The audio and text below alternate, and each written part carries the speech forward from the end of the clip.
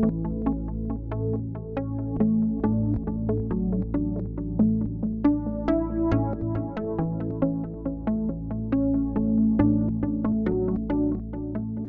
my name's Kimberly and I'm a Tenants Advocate at the Inner Sydney Tenants Advice and Advocacy Service, which is part of Redfern Legal Centre.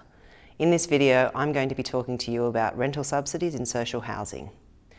When a social housing tenant signs a residential tenancy agreement with a social housing provider, the amount of rent payable that is shown on the agreement is the market rent.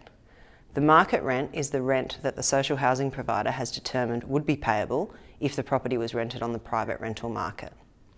Social housing tenants must fill in an application for a rental subsidy form and provide evidence of the income of all household members to support this application.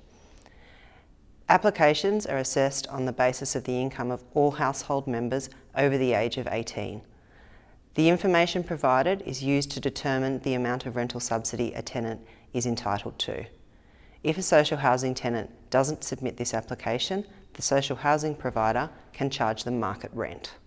A social housing provider may seek to review the rental subsidy and request that the tenant provides them with a new application for rental subsidy form and updated evidence to support that. If the tenant doesn't provide the information requested by the specified date, the social housing provider may charge market rent until they provide the information.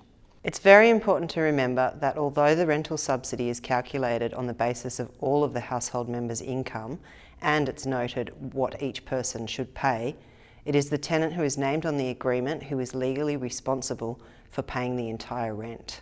There are some important rules about rental subsidies that tenants should be aware of. Some of these include that a tenant has an obligation to report any changes in household income to their social housing provider. If the tenant wants somebody else to move into the property, they must make sure that they make an application to have that person approved as an additional occupant. There is also an obligation for the tenant to personally occupy the property. If they don't personally occupy the property, then their subsidy may be cancelled. The social housing provider may also seek to terminate the tenancy. Tenants must report any changes in circumstance within 28 days. Some examples of the types of changes that need to be reported are where a household member gets a pay rise or a pay decrease, if someone in the household moves out of the property, or when a child turns 18. The way to report these changes is to fill in a change of circumstances form and submit it to your local office. A new rent subsidy application form also needs to be completed and submitted. This needs to include all updated details of household income. It's always a good idea to keep copies of any forms that you submit to your housing provider. When a tenant fails to report changes in circumstances, it can sometimes have very serious effects.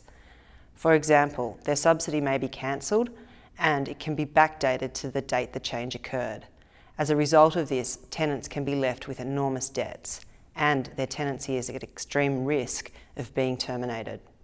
In some circumstances, failing to report changes can even result in criminal charges and prosecution for fraud.